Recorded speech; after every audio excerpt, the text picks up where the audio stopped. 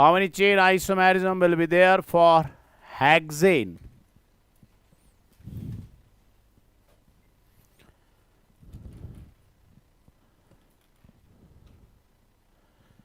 Chain isomerism is also called a nuclear isomerism.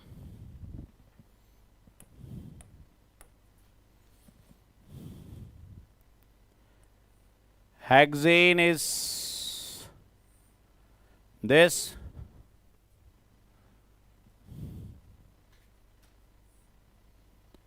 This one.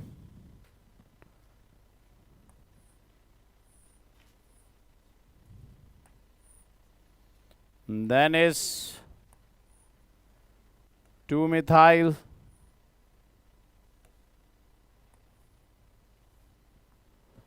Pentane. Then is 2,3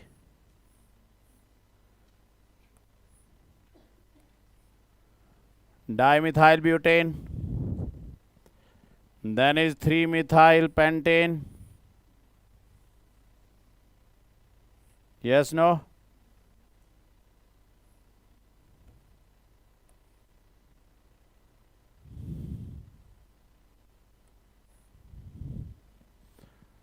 Then is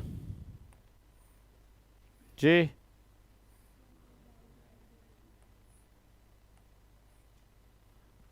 Two dimethyl butane. So how many we having? 5 chain isomerisms. Yes, no? The next is position isomerism. Having the same molecular formula,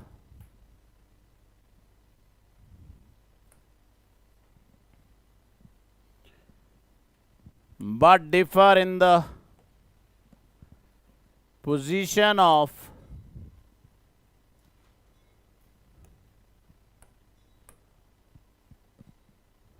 unsaturation, that is double bond, triple bond,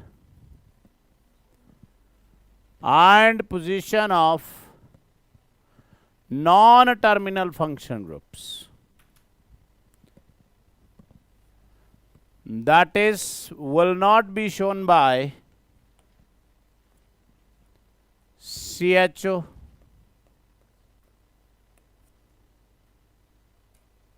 CN,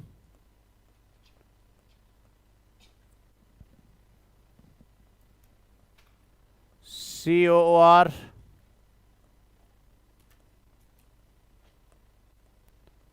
CONH2,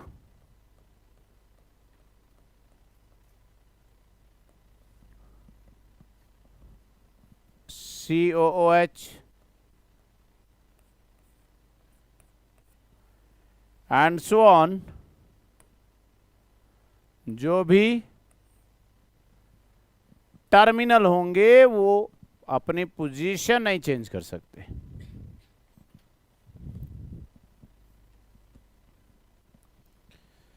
How many position isomerism will be possible for propene? Yes. And how many isomers will be possible for propene? Propene do not show any position isomerism, but propene having the formula CnH2n, the formula which is of alicyclic compounds. Thus, this can show only propene exists in 2 isomers, and that is chain की क्या बन गई? Ring, and this is called ring chain isomerism. And to have ring chain isomerism, the minimum number of carbon required are 3. Now you do. In case of butanol,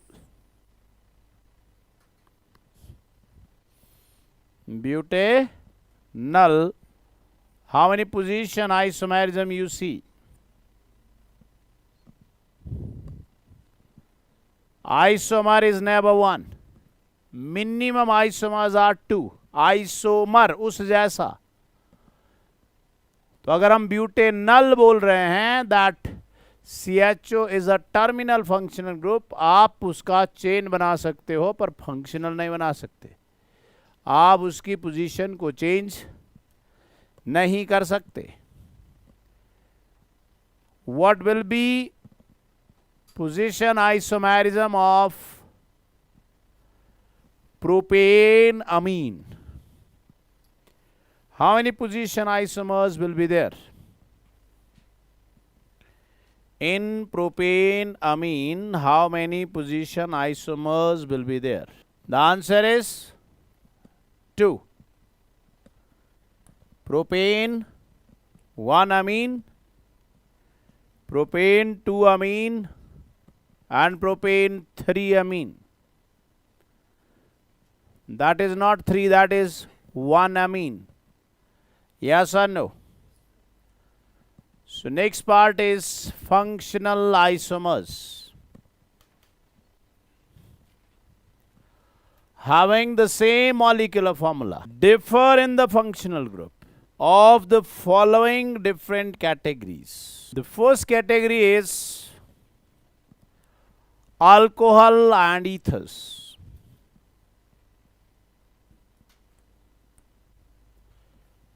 I'm being asked that what is functional isomer of ethanol. So this is ethanol, and to form a functional isomer, always remember, अगर एक ही side को सारे carbon है तो उनको दूसरी side ले जाओ, फंक्शनल ग्रुप खुद चेंज हो जाएगा. अगर दोनों साइड कार्बन है तो एक साइड ले जाओ. This is the simplest method. का मतलब इस मिथाइल ग्रुप को उधर ले जाओ, you will be getting methoxymethane. That is the functional isomer of ethanol. Yes or no? Carboxylic acids and esters. Yes, write down. What will be functional isomer of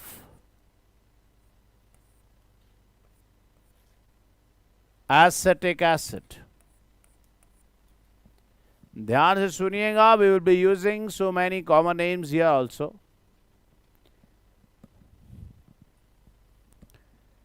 The smallest acid who can show functional isomer is acetic acid. It is not shown by formic acid. So you just, जो मैंने कहा, alkyl group को एक side से दूसरी side ले जाओ, and you will be getting this.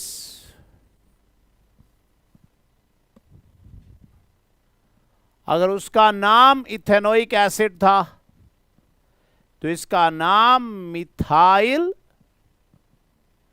Methanoate हो गया. ओइक का ओएट हो गया. समझ में आ गई बात या नहीं?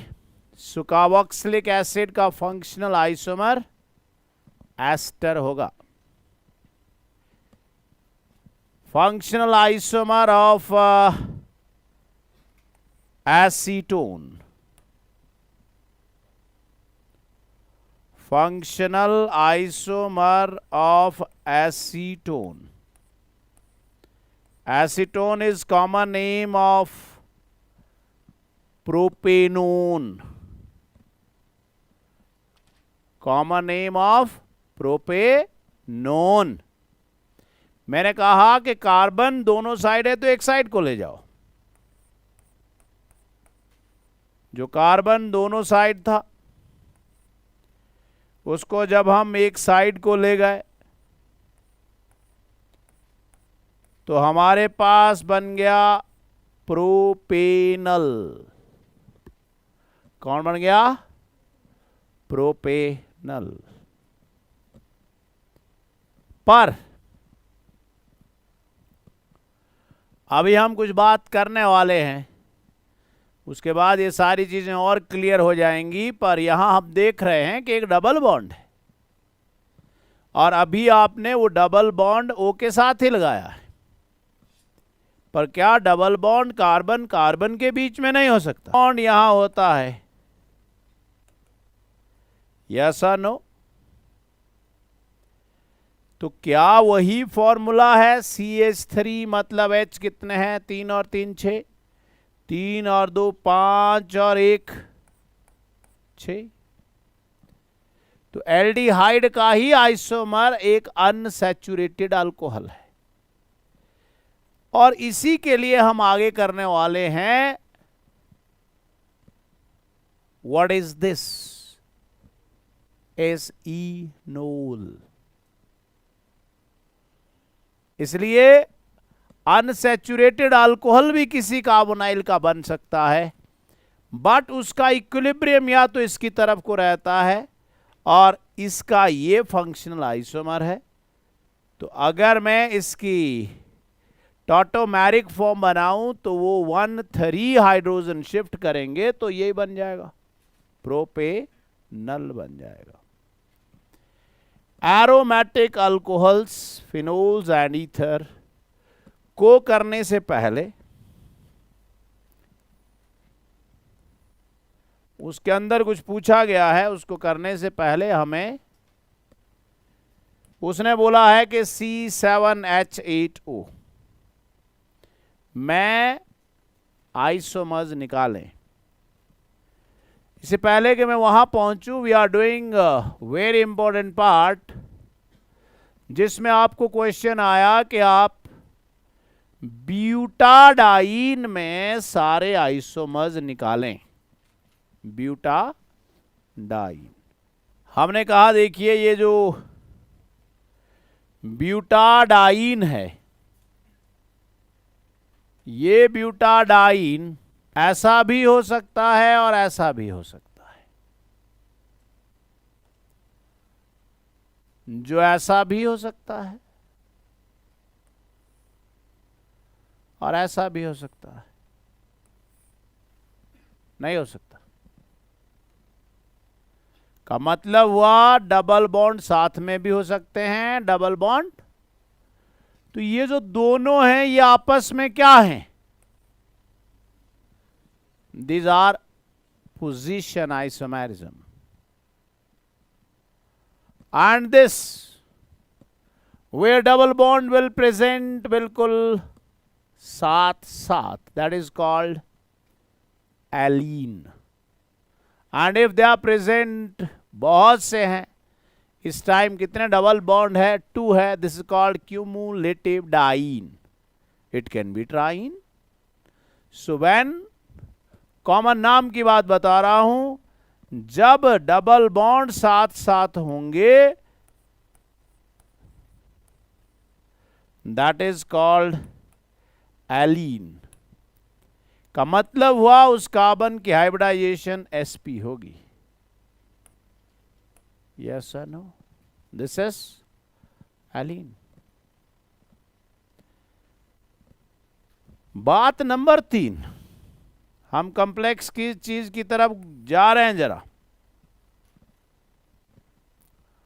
आपने कहा ये फॉर्मूला किसी एल्केन का है, तो आपने कहा ये फॉर्मूला किसी एल्कीन का है। तो यहां से यहां जाते हुए 2 हाइड्रोजन कम हो गए। Yes no? और जो फॉर्मूला एल्कीन का है वही किसी साइक्लोएल्केन का है, provided it should at least have 3 carbons.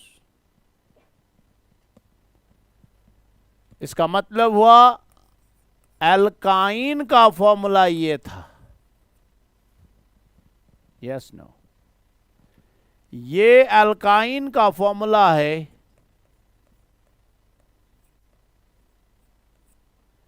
जिसके अंदर एल्कीन से भी 2 हाइड्रोजन कम है। यस नो, या ये कहूं कि एल्केन से 4 हाइड्रोजन कम है। ठीक हो गया।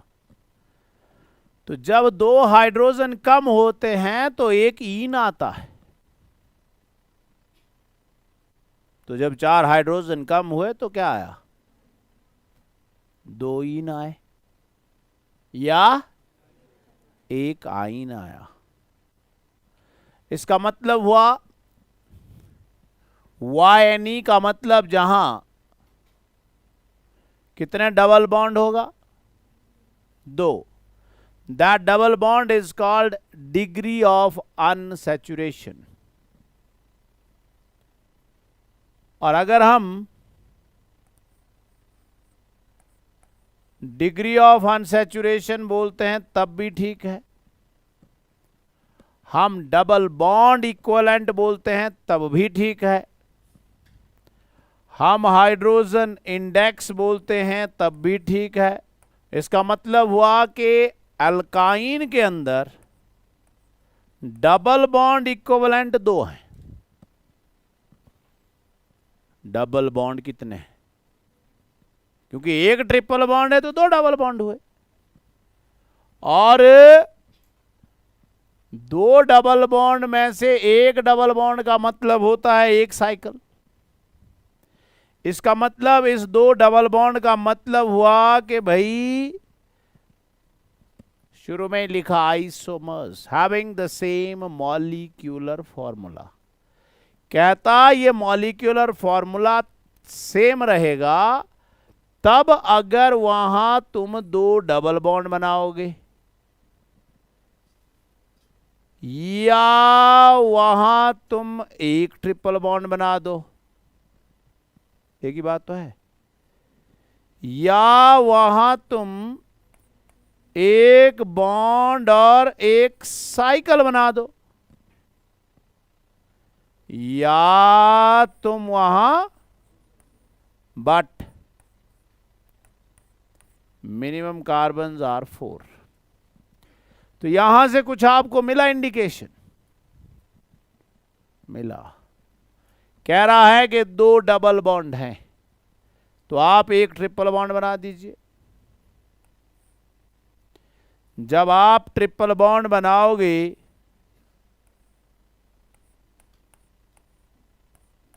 तो भी फॉर्मूला वही आएगा। यस और नो? अभी आपने कहा कि फंक्शनल आइसोमर वो है जिसमें फंक्शनल ग्रुप बदलता हो।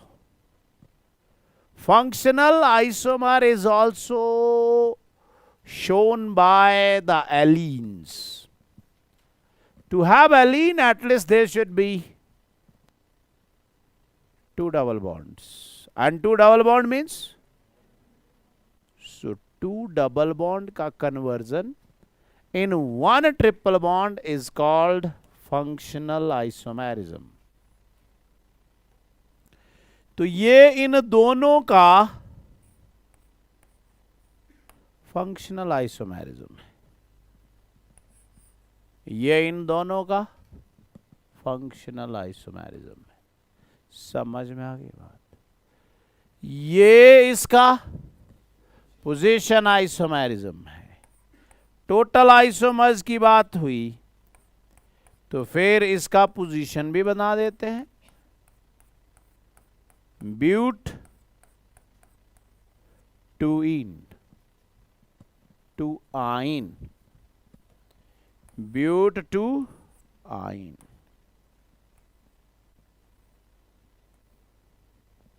चलिए, अब हम यहां से सारी इंडिकेशन ले रहे हैं। ये कह रहा है कि भाई और क्या करो,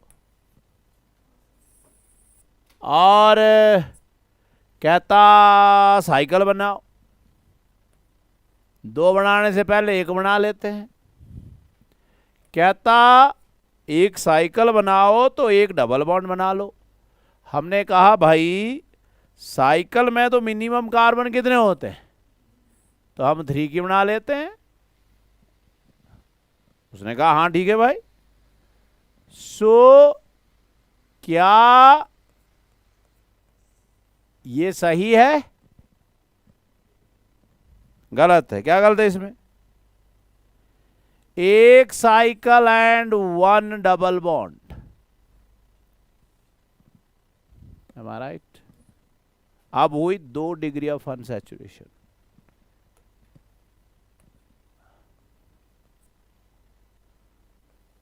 अब उसने तो टोटल पूछे, इसका मतलब हुआ कि इसकी पोजीशन बदल दो। अभी तक कितनी कैटेगरी ऑफ आइसोमर्स आए? 3। कौन कौन से?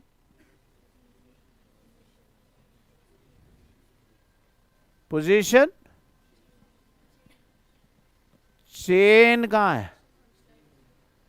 Position, functional, ring chain. Chain नहीं, रिंग चेन। अब ये इसका पोजीशन आइसोमेरिज्म हो गया, यस और नो? पर साइकिल तो 4 की भी हो सकती थी। इसका मतलब हुआ एक साइकिल और एक डबल बॉन्ड। आप फॉर्मूले से देख सकते हैं क्या वही बन रहा है या नहीं बन रहा है। अब क्या इसका भी पोजीशन बनाओगे? इसका कहां से बन जाएगा पोजीशन? 7। अब हम पहुंच गए 8 पे। ऊपर एक और पोजीशन था, आपने ध्यान से नहीं देखा। So the naming is bicyclo 110 butane. ठीक हो गया। तो इस तरह से जब भी कोई क्वेश्चन पूछे जाएंगे तो हमारा ध्यान यहां पर होगा। 2 तरह की बातें होती हैं। एक होता है condensed formula, this is not, this is structural formula. Condensed formula, उसने कहा C6H6, उसने कहा C6H6।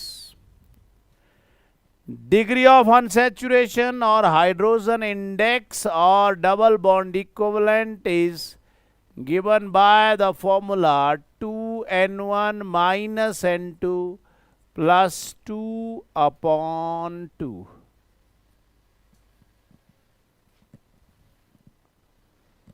What does this mean? N1 stands for carbon and N2 stands for hydrogen। और आप इस बात को समझिए कि अगर कोई और एटम है भी तो भी नहीं लेनी, अगर है भी तो भी नहीं लेनी, क्योंकि यही फॉर्मूला आपको कॉम्प्लेक्स फॉर्म में in the form of double bond equivalent दिया हुआ होगा, जहां नाइट्रोजन के लिए अलग लगेगा, ऑक्सीजन के लिए अलग लगेगा, सल्फर कोई और एटम है तो अलग लगेगा। मैंने सबके लिए एक ही कर दिया कि we will be only taking carbon and hydrogen. तो अगर कंडेंस्ड फॉर्मूले से डिग्री ऑफ अनसैचुरेशन निकालनी है तो हम अभी निकाल लें, और निकालने के बाद 2 6 12, 12 minus 6 plus 2 is 4, 12 4 by 2 is 4. It means degree of unsaturation is 4. 4 degree of unsaturation is for any aromatic compound. तो तो ये तो होगा कि कंडेंस्ड फॉर्मूले से आपने बताना है। अब आपको जब उसने स्ट्रक्चर ही बना के दे दिया तब तो सारा कुछ क्लियर हो गया कि आपने क्या करना है। देखना है डबल बॉन्ड कितने हैं भाई, 3 है। साइकिल कितनी है, 1 है। हमने कह दिया the answer is 4। So degree of unsaturation 4 हो गई। दिख रही है सामने हमें कि 2 साइकिल है। So degree of unsaturation is 2। दिख रहा हमें कि वो नेफ्थलीन है। 5 डबल बॉन्ड है, 2 साइकिल है। So our answer is 7। हमें लग रहा है पता 2 साइकिल और 3 डबल बॉन्ड है। The answer is 5। Is it okay? तो जब भी आप किसी के आइसोमर्स निकाल रहे हो तो इस बात पर जरूर ध्यान दें। यह आपको शॉर्टकट बताएगा कि तुम क्या क्या करो। अगर आप एसीटोन लें, मतलब C3H6O लिखा हमने, C3H6O। C3H6O ने हमें बोला कि डिग्री ऑफ अनसैचुरेशन 1 है। अब 1 है तो एक डबल बॉन्ड या तो CC के साथ है या CO के साथ है। जब CO के साथ है तो वो एल्डिहाइड भी है और कीटोन भी है, और जब CC के साथ है तो वो इनोल है, इन। अब O के साथ नहीं है तो O के साथ सिंगल बॉन्ड है तो H तो होगा ही होगा, इसका मतलब ओल है। और अगर वो इनोल है तो वो ईथर भी है।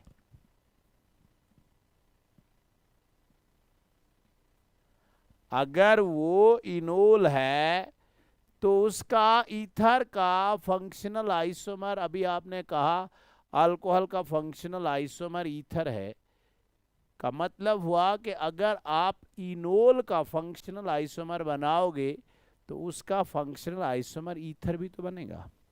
नहीं समझ रहे हो? एसीटोन लिखा था हमने,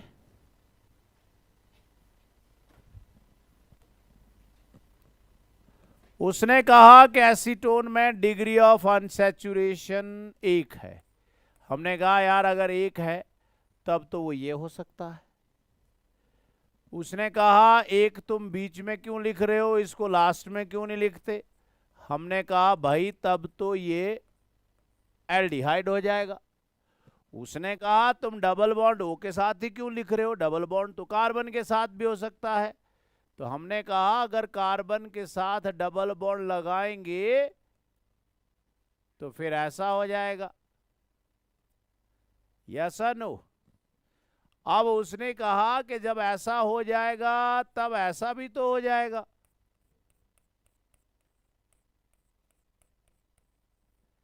मॉलिक्यूलर फॉर्मूला तो सेम है, तो ये भी उसी के ही आइसोमर्स हैं, तो ये उसी के ही फंक्शनल आइसोमर्स हुए। जिसमें से आप ध्यान रखिए और कॉपी के एंड में एक पेज पर कॉमन नाम लिखते रहिए। This is vinyl. So this is vinyl methyl ether. तो ये भी तो फंक्शनल आइसोमर है उसका। अब हमें जो कहा गया, जिसके लिए मैंने आपको ये करवाया कि जी आप C7H8O के फंक्शनल आइसोमर निकालें। C7H8O। सबसे पहला क्या करें, डिग्री ऑफ अनसैचुरेशन निकाल दी, कितनी आई, 4, 3 आई। डिग्री ऑफ अनसैचुरेशन 4 बोल रही है कि ये कोई एरोमेटिक कंपाउंड है। ये हो गई डिग्री ऑफ अनसैचुरेशन 4, यस और नो। 7 कार्बन है, इसका मतलब बाकी कार्बन इससे बाहर है। इसका मतलब हुआ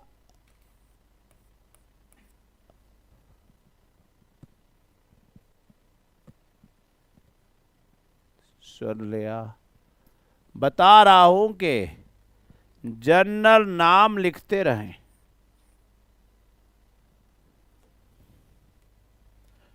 This is what? Toluene. Toluene में से एक हाइड्रोजन घटा दो.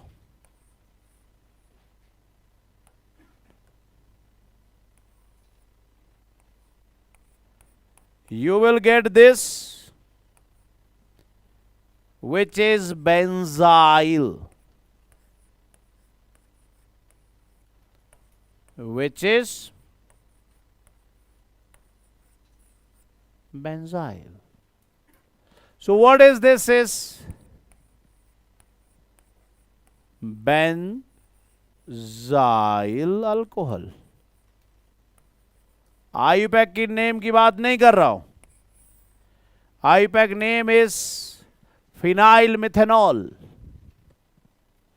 कॉमन नाम की बात कर रहा हूं. और जब कर रहा हूं तो फिर यहीं कर लेंगे कि इससे रिलेटेड हम कहां कहां फंस सकते हैं. Is here if it would have been this, it is called benzyl.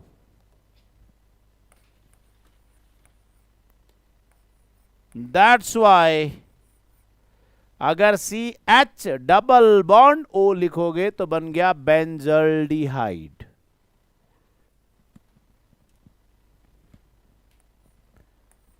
And if this is here, this is called benzo. तो अगर 3 हैलोजन हो गए तो बेंजो ट्राइक्लोराइड.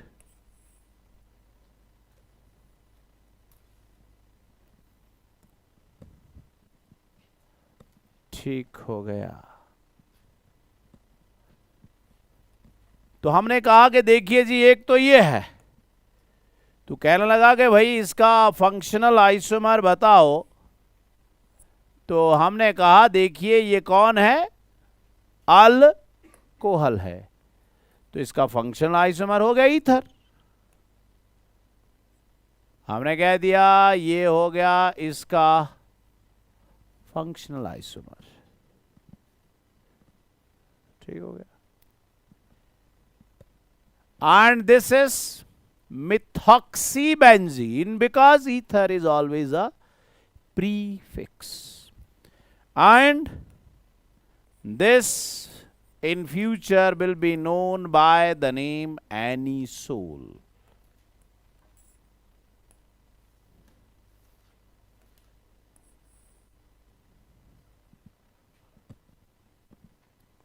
वो अल्कोहल एक एलिफैटिक अल्कोहल है. एलिफैटिक का मतलब हुआ जिसका OH एक sp3 हाइब्रिडाइज कार्बन से जुड़ा है. जब आप उसी का ही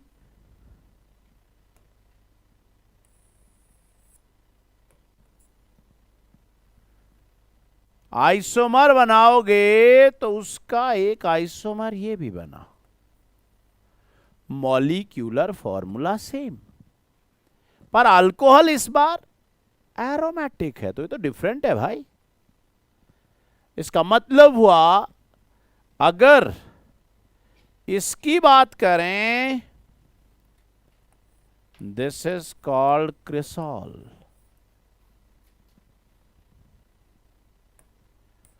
और ये क्रिसॉल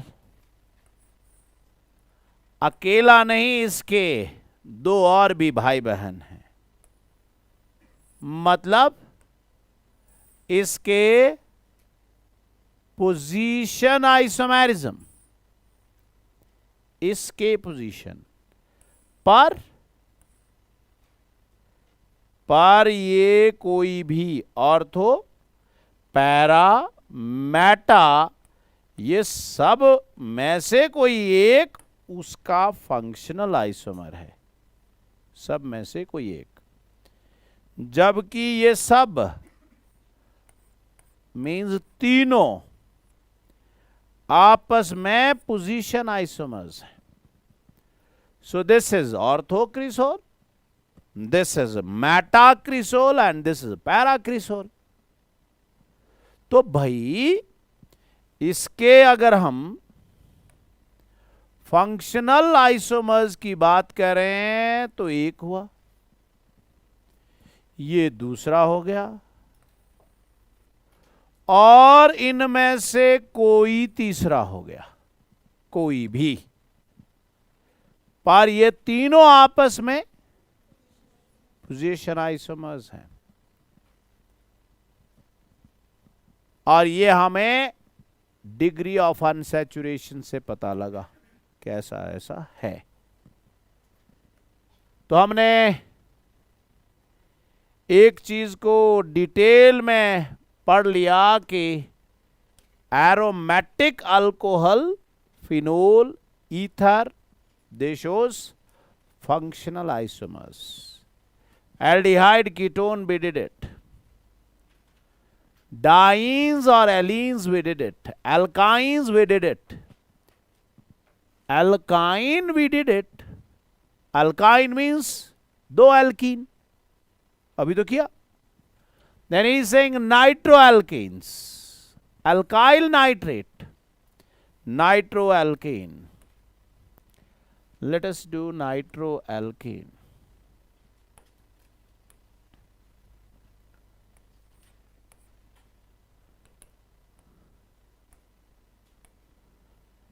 CH3, CH2, NO2.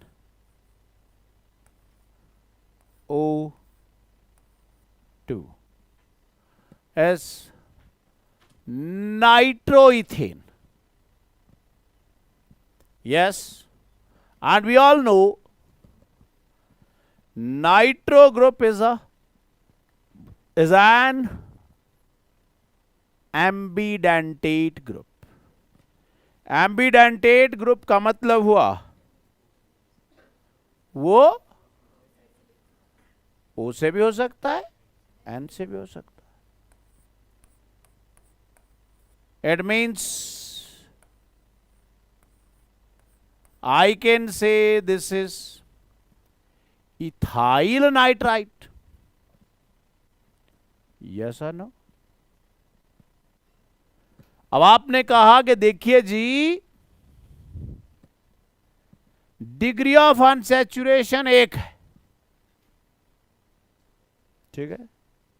अब एक है तो वो N और O के बीच में है, और वो N और O के बीच में ही है. अगर आप इसका स्ट्रक्चर बनाते हो तो इसके स्ट्रक्चर में भी वो इस तरह से है कि ये O की बैलेंसी दो और ये, ऐसा ना. पर एक डिग्री ऑफ अनसैचुरेशन तो CO में भी हो सकती है. वो कह रहा है कि भाई एक डिग्री ऑफ अनसैचुरेशन है, तो अगर एक डिग्री ऑफ अनसैचुरेशन हुई तो वो CO भी हो सकता है, और O कितने हैं?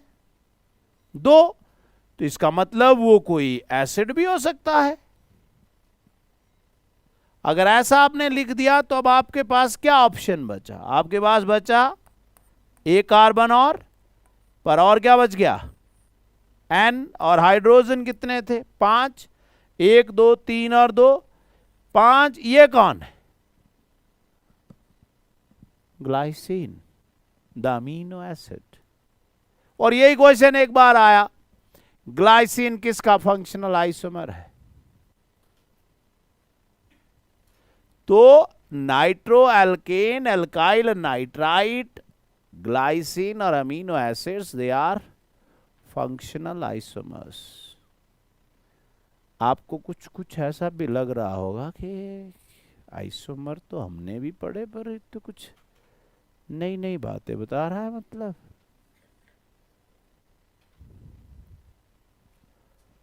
तो तुम बोल दो कि हाँ ये गलत है. आप कॉम्पिटिटिव की क्लास में बैठे हैं, ये +1 +2 की क्लास नहीं है. बोलता अमीन में भी फंक्शनल आइसोमर हो सकता है. Am I right? अमीन अगर अपना नेचर बदल दे, तो उसको फंक्शनल आइसोमर बोलते हैं। और नेचर का मतलब हुआ कि वो प्राइमरी बन जाए, वो सेकेंडरी बन जाए, वो टर्शरी बन जाए। पर टर्शरी के ज्यादा तो नहीं बन सकती, और टर्शरी बनने के लिए कार्बन 3 चाहिए। तो आपको दे दिया गया कि भाई डैकेन अमीन है, कितने फंक्शनल आइसोमर हुए, वो डैकेन अमीन दे चाहे डाकू की अमीन दे, 3 से ऊपर तो नेचर है ही नहीं। तो मिनिमम 3 कार्बन के ऊपर वो 100 क्यों ना दे दे, नेचर तो 3 ही हुए, एक प्राइमरी हो गया, एक सेकेंडरी हो गया, एक टर्शरी हो गया। सो when amine changes its nature from primary to secondary to tertiary, that is not position isomerism, that is also not metamerism. What that is, we are coming. It means he is saying that what you will say in case of propane amine.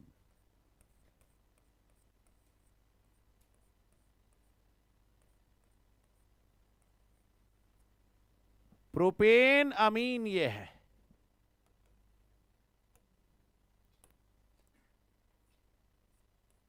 जो इस time N के एक side में carbon है, तो ये primary है, सुन लिया।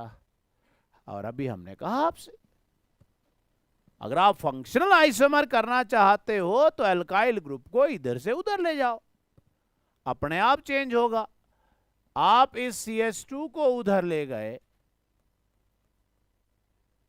और उधर CH2 का बन गया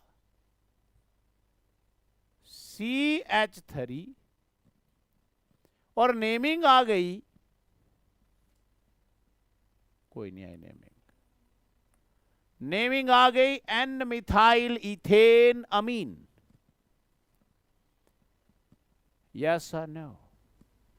आपने कहा कुछ मजा नहीं आया अभी, और ले जाओ। जब तक मैंने कहा नेमिंग रिपीट नहीं होती तब तक आप लगे रहो,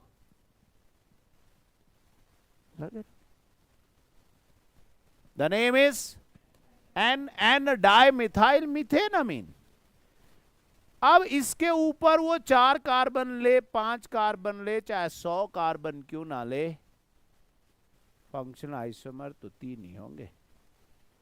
पर 2 में नहीं 3 बोल देने हैं, 2 में 2 ही होंगे, और 1 में कहता 1 में 1 होगा, 1 भी आइसोमर होता है, 1 में 0 होगा। यस और नो? कहता साइनाइड का आइसोसाइनाइड में कन्वर्जन भी फंक्शनल आइसोमर में आता है, पर थोड़ा आपने तमीज में रहना है।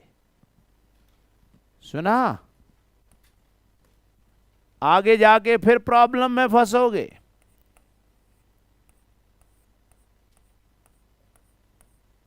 ये साइनाइड है, मैंने कहा घुमा के ही देखना है बस। तुमने कहा हम क्यों C से बॉन्ड बनाए, हम तो N से बॉन्ड बनाएंगे, और A बन गया आइसोसाइनाइड। उस कॉमन नेम के टेबल में लिख देना आइसोसाइनाइड इज कार्बाइलमीन, कॉमन नाम। That's why the name of reaction is carbylamine reaction. इसका मतलब cyanide carbylamine is a functional isomerism. Right? मैं फिर कह रहा हूं आपसे, आप समझ नहीं रहे ढंग से। फंक्शनल आइसोमर तब होता है जब कार्बन का बॉन्ड एक एटम से दूसरी एटम पर होता है। आप गुमराह ना हो और जल्दी जल्दी में उठ पटांग ना बोल दे।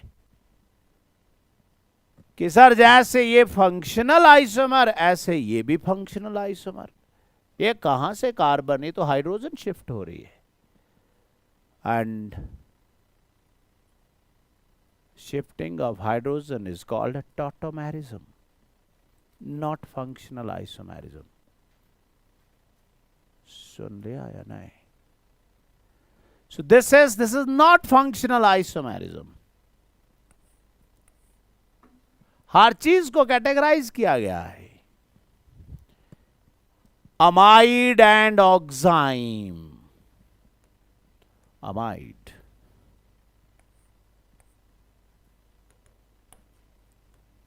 we having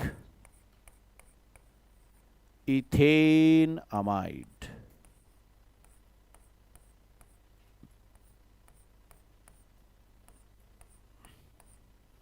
हो गया अमाइड,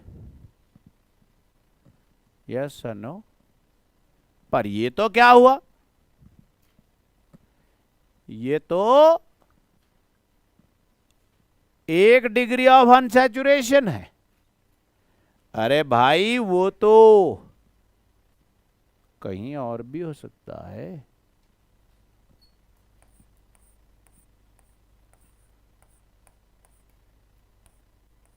वो सी और एन के बीच में नहीं हो सकता।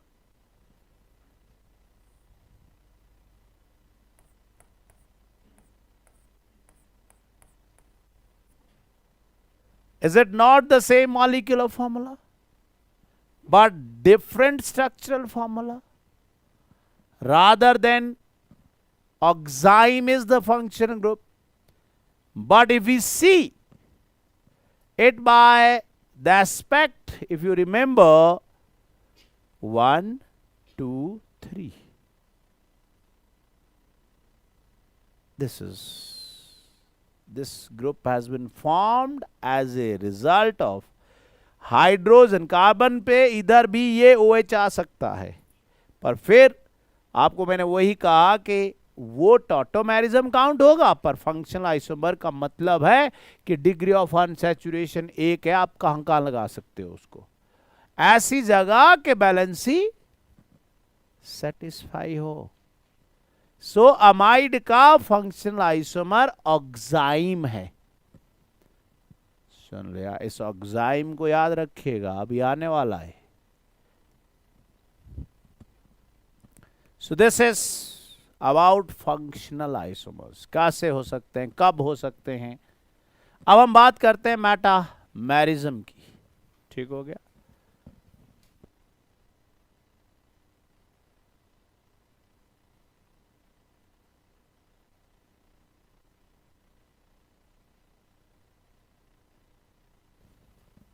Metamerism,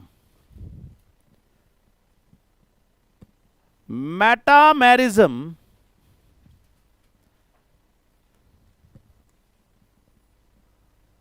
is shown by the non-terminal functional groups, is shown by the non-terminal functional group, and differ in the number of alkyl groups on the two sides of the functional group.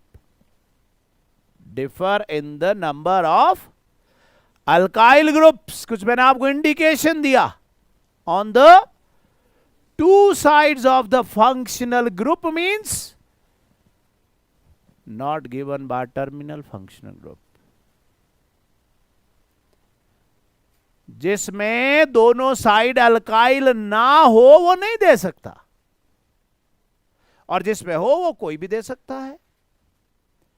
So which differ in the number of alkyl groups on the two side of the functional group, bracket में हमने लिखा but suffix should remain same, वो नहीं change कर देना, तब तो functional हो गया।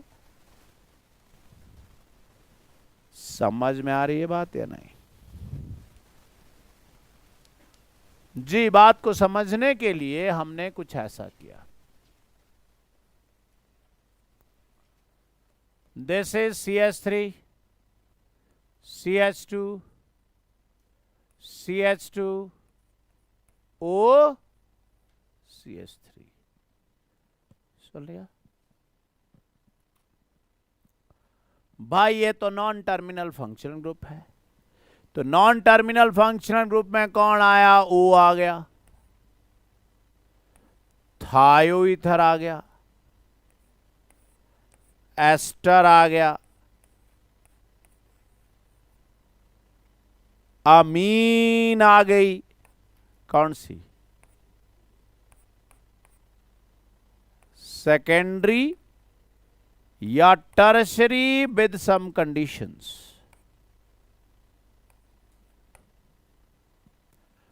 अब वो कंडीशंस क्या हैं बात करेंगे। आई एम नॉट इन हरी, आराम से समझ लीजिए क्या है बातें। आपने कहा which differ in the number of alkyl group on the two side. Two side तो ले जाओ आप इसको वहां। आप नेमिंग साथ साथ करते रहें तब आप ठीक है। अगर आपने ऐसे बनाते रहे, देखने में आपको अलग लगेगा पर नाम सेम होगा। सो this is ethoxy ethane. Yes और नो? पर फिर उसने कहा भाई ये भी तो ईथर है और ये भी तो उसी का आइसोमर है, तो हमने कहा ये भी मेटामर है, 2 मिथॉक्सी प्रोपेन। समझ में आ गई बात? क्लियर हो गया?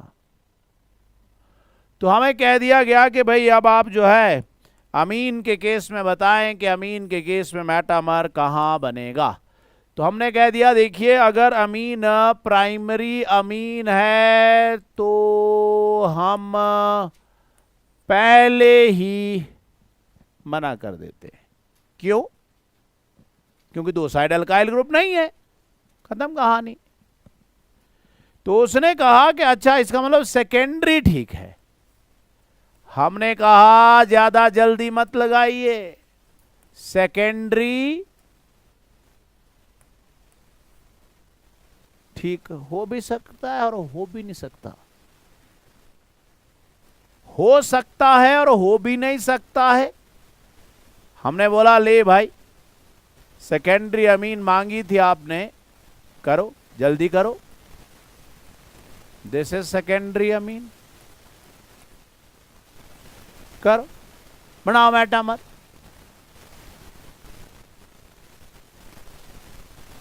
How many functional isomer this amine will show? 2. Right now it is secondary, it will become primary. But how many metamers it will show? 0.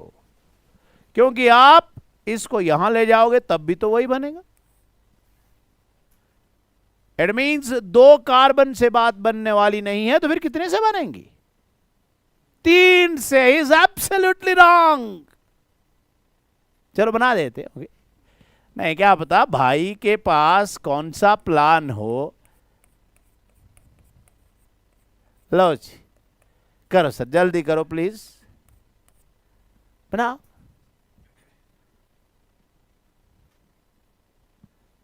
So this amine who will give 3 functional isomers cannot form metamer. Right now this is N-methyl ethane amine. आप इसको यहां नहीं ले जा सकते, तो अमीन का nature change हो गया। नेचर चेंज हो गया मतलब फंक्शनल आइसोमर हो गया। आप इसको यहां ले जाओगे तो वही आया, N-methyl ethane amine। इसका मतलब हुआ the minimum number of carbon which required for secondary amine to be metamer is yes 4। पक्का ना? ओके यस प्लीज बना। ये टर्शरी है, ध्यान से देख। Secondary, yes, in 4 it will be possible.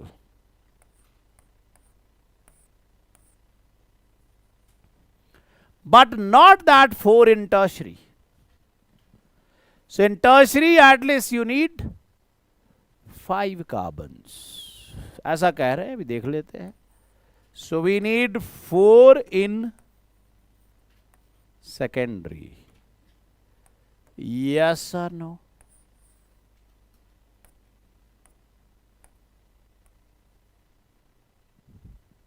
And in tertiary, so this how will metamers this will form is 2. Right now this is N-ethyl ethanamine. It will become N-methyl propanamine है. It will become N-ethyl ethanamine. आप इस CH2 को यहां नहीं ले जा सकते ना, लिमिटेशन है, नेचर नहीं चेंज करना है, तब तो फंक्शनल हो गया. इसका मतलब हुआ in tertiary amine at least there should be, yes, कितने 5 carbons.